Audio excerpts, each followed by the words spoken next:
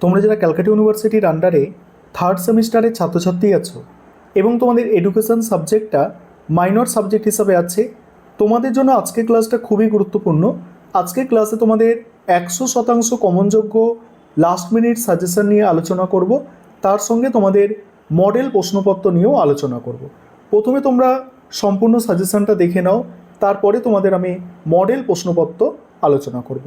তোমরা জানো তোমাদের 3 ধরনের প্রশ্ন পরীক্ষায় আসে, 2 নম্বরের প্রশ্ন, 5 নম্বরের প্রশ্ন এবং 10 নম্বরের প্রশ্ন। আজকে ক্লাসে আমি এই 10 নম্বর এবং 5 নম্বরের প্রশ্নের সাজেশন নিয়ে আলোচনা করতে চলেছি। প্রথমে তোমাদের ইউনিট 1 কনসেপ্ট অফ এডুকেশন। এই কনসেপ্ট অফ এডুকেশনের ওপরে মোস্ট ইম্পর্টেন্ট দুটো প্রশ্ন আছে, আমি 4টে প্রশ্ন রেখেছি, তার মধ্যে গুরুত্ব অনুযায়ী স্টার দিয়ে দিয়েছি। এগুলো খেয়াল করবে, তাহলেই বুঝতে পারবে কোনগুলো বেশি গুরুত্বপূর্ণ। প্রথম প্রশ্ন আছে, শিক্ষার লক্ষ্য হিসাবে ডেলর কমিশনের 4টি স্তম্ভ বিস্তারিত আলোচনা করো। এবং তোমরা যারা ইংলিশ ভার্সনের স্টুডেন্ট আছো তোমরাও দেখতে পাচ্ছ প্রতিটা প্রশ্ন বাংলায় যেমন আছে তেমনই ইংলিশেও আছে। পরের প্রশ্ন প্রয়োগবাদ কাকে বলে? শিক্ষায় প্রয়োগবাদের মূল নীতি ও প্রভাব আলোচনা করো।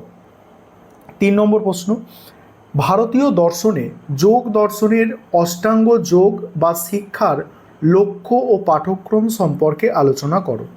তারপরে প্রশ্ন, শিক্ষার সংকীর্ণ ও ব্যাপক অর্থের মধ্যে পার্থক্য। ইউনিট 1 গেল।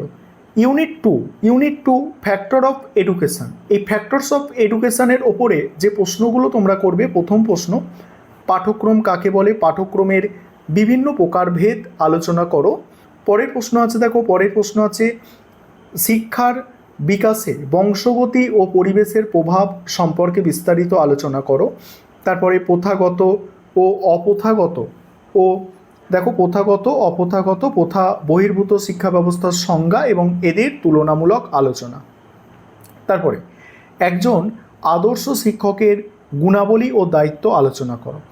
এবার 3 নম্বর ইউনিট থেকে যে প্রশ্নগুলো তোমাদের করতে হবে, দেখো প্রথম প্রশ্ন, কিন্ডারগার্টেন এবং মন্তেশ্বরী শিক্ষা পদ্ধতির বৈশিষ্ট্য লেখো এবং এদের মধ্যে তুলনা করো। পরের প্রশ্ন, প্রকল্প পদ্ধতি কি? এই পদ্ধতির বিভিন্ন স্তর এবং সুবিধা অসুবিধা আলোচনা করো। তারপরে সহ পাঠক্রমিক কার্যাবলী কাকে বলে? শিক্ষার্থীর সর্বাঙ্গীন বিকাশের সহ পাঠক্রমিক কার্যাবলীর ভূমিকা আলোচনা করো। দেখো যেহেতু এটা একদম শেষ মুহূর্তের সাজেশান, লাস্ট মিনিট সাজেশান, তাই এখানে সবথেকে গুরুত্বপূর্ণ প্রশ্নগুলোই তোমাদের সামনে তুলে ধরা হয়েছে, এক্সট্রা প্রশ্ন কিন্তু এখানে দেওয়া হয়নি। এবার 5 নম্বরের প্রশ্নের সাজেশান আলোচনা করব। তার আগে একটা বিষয় তোমাদের বলবো, তোমাদের জন্য এই এডুকেশন মাইনর সাবজেক্টের পিডিএফ নোটস অর্থাৎ স্টাডি মেটেরিয়াল আমাদের তৈরি করা হয়েছে। তোমরা যদি এখনও কেউ পিডিএফ নোটস অর্থাৎ স্টাডি মেটেরিয়াল কিনতে চাও, তাহলে স্ক্রিনে একটা নম্বর দেখতে পাচ্ছ, ওই নম্বরে সেক্ষেত্রে তোমরা যোগাযোগ করতে পারো। 5 নম্বরের প্রশ্ন, প্রথম ইউনিট থেকে দেখো, ডেলর কমিশনের প্রতিবেদন অনুযায়ী শিক্ষার 4টি স্তম্ভ সংক্ষেপে লেখো। তারপরে পাঠ্যক্রম প্রণয়নে শিক্ষার যে কোনো 3টি লক্ষ্য লেখো। তারপরে আছে বৌদ্ধ শিক্ষা দর্শনের মূল নীতি ও বৈশিষ্ট্য সংক্ষেপে লেখো। তারপরে টিকা ভাববাদ বা প্রকৃতিবাদের ওপরে আছে 2 নম্বর ইউনিট থেকে সহ পাঠ্যক্রমিক কার্যাবলীর গুরুত্ব উপযোগিতা কি কি। তারপরে শিশুর শিক্ষায় পরিবার এবং গণমাধ্যমের ভূমিকা সংক্ষেপে লেখো। তারপরে আছে প্রথাগত ও প্রথা বহির্ভূত শিক্ষার 3টি পার্থক্য লেখো, মানে সুশিক্ষকের 5টি গুণাবলী লেখো। এবং 3 নম্বর ইউনিট, এই ইউনিট আলোচনার পরেই আমি তোমাদের মডেল প্রশ্নপত্র নিয়ে আলোচনা করব।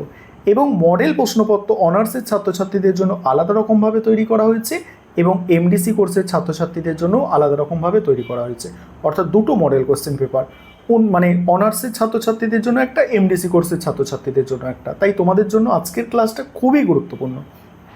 দেখো এখানে প্রথম প্রশ্ন, খেলা ও কাজের মধ্যে পার্থক্য লেখো। পরের প্রশ্ন কি আছে? পরের প্রশ্ন আছে, দেখো শিশুকেন্দ্রিক শিক্ষার তাৎপর্য ও বৈশিষ্ট্যগুলি সংক্ষেপে লেখো। তারপর প্রকল্প পদ্ধতির গুণাবলী সংক্ষেপে লেখো। টিকা হচ্ছে দেখো এখানে মন্তেশ্বরী পদ্ধতি বা কিন্ডারগার্টেন পদ্ধতি সম্পর্কে টিকা তোমরা করে রাখবে। এই হচ্ছে কমপ্লিট সাজেশন। এবারে তোমরা মডেল প্রশ্নপত্র দেখে নাও। এবার তোমরা মডেল কোয়েশ্চেন পেপার বা মক টেস্টের প্রশ্নপত্র দেখে নাও। তোমরা যারা অনার্সের ছাত্রছাত্রী এটা তোমাদের জন্য, এবং এরপরে এমডিসি কোর্সের ছাত্রছাত্রীদের জন্য আলাদা কোয়েশ্চেন পেপার আছে। তবে তোমরা যারা এমডিসি কোর্সের স্টুডেন্ট তোমরাও অনার্সেরটা দেখো, এবং অনার্সের ছাত্রছাত্রী তোমরাও এমডিসি কোর্সের মডেল কোয়েশ্চেন পেপারটা দেখো। সেক্ষেত্রে তোমরা বুঝতে পারবে যে কোয়েশ্চেনগুলো যদি ঘুরিয়ে ফিরিয়ে আসে সেক্ষেত্রে লিখে আসতে পারবে। দেখো প্রথমেই তোমাদের 10 নম্বরের প্রশ্ন থাকে। 10 নম্বরের প্রশ্ন দেখো অনার্সের ছাত্রছাত্রীদের জন্য এটা, যে প্রয়োগবাদ কাকে বলে, শিক্ষায় প্রয়োগবাদের মূল নীতি ও প্রভাব। পাঠ্যক্রম কাকে বলে, পাঠ্যক্রমের বিভিন্ন প্রকারভেদ আলোচনা করো। তারপরে শিশুর বিকাশে বংশগতি ও পরিবেশের প্রভাব, কিন্ডারগার্টেন এবং মন্তেশ্বরী শিক্ষা পদ্ধতির বৈশিষ্ট্য লেখো এবং এদের তুলনা করো। এবারে 5 নম্বরের প্রশ্ন যেগুলো দেওয়া আছে, ডেলর কমিশনের প্রতিবেদন অনুযায়ী শিক্ষার 4টি স্তম্ভ সংক্ষেপে লেখো। শিশুকেন্দ্রিক শিক্ষার তাৎপর্য বা বৈশিষ্ট্য সংক্ষেপে লেখো। তারপর হচ্ছে কি শিক্ষার্থীর সর্বাঙ্গীন বিকাশে সহপাঠক্রমিক কার্যাবলীর গুরুত্ব আলোচনা করো। প্রথাগত ও প্রথা বহির্ভূত শিক্ষা ব্যবস্থার মধ্যে পার্থক্য, বৌদ্ধ শিক্ষা দর্শনের মূল নীতি, প্রকল্প পদ্ধতির সুবিধা বা গুণাবলী সংক্ষেপে লেখো। এবার 2 নম্বরের প্রশ্নগুলো আর পড়ছি না, তোমরা দেখে নাও, আমি স্ক্রল করে যাচ্ছি, এগুলো দেখে নাও। এবং তোমরা যারা ইংলিশ ভার্সনের স্টুডেন্ট আছো, অনার্সের ছাত্রছাত্রী, এটা তোমাদের মক টেস্টের প্রশ্নপত্র বা মডেল কোয়েশ্চেন পেপার দেখে নাও তোমরা। এরপরেই এমডিসি কোর্সের ছাত্রছাত্রীদের আছে। দেখো এমডিসি কোর্সের মডেল প্রশ্নপত্র দেখো। প্রথম প্রশ্ন, শিক্ষার লক্ষ্য হিসাবে ডেলর কমিশনের 4টি স্তম্ভ, শিশুর বিকাশে বংশগতি পরিবেশের প্রভাব, পাঠ্যক্রম কাকে বলে, আধুনিক পাঠ্যক্রমের বিভিন্ন প্রকারভেদ আলোচনা করো, প্রকল্প পদ্ধতি কি, এই পদ্ধতির বিভিন্ন স্তর এবং এর সুবিধাগুলি আলোচনা করো। তারপরে যে কোনো 5টি প্রশ্নের উত্তর দাও। 5 নম্বরের প্রশ্ন, শিক্ষায় প্রয়োগবাদী দর্শনের 5টি মূল নীতি সংক্ষেপে লেখো। তারপরে একজন সুশিক্ষকের 5টি আবশ্যিক গুণাবলী সংক্ষেপে আলোচনা করো। প্রথাগত ও প্রথা বহির্ভূত শিক্ষা ব্যবস্থার মধ্যে প্রধান পার্থক্য, শিশুকেন্দ্রিক শিক্ষার তাৎপর্য বা বৈশিষ্ট্য। তারপর খেলা কাজের মধ্যে পার্থক্য, শিশুর শিক্ষায় পরিবার এবং গণমাধ্যম বা মিডিয়ার ভূমিকা। এবার 2 নম্বরের প্রশ্ন যেগুলো আছে দেখে নাও, এগুলো আর পড়ে বলছি না। এই হচ্ছে তোমাদের সাজেশান এবং মডেল প্রশ্নপত্র দেখে নাও। ইংলিশ ভার্সানে তোমরা যারা আছো তোমরাও দেখো।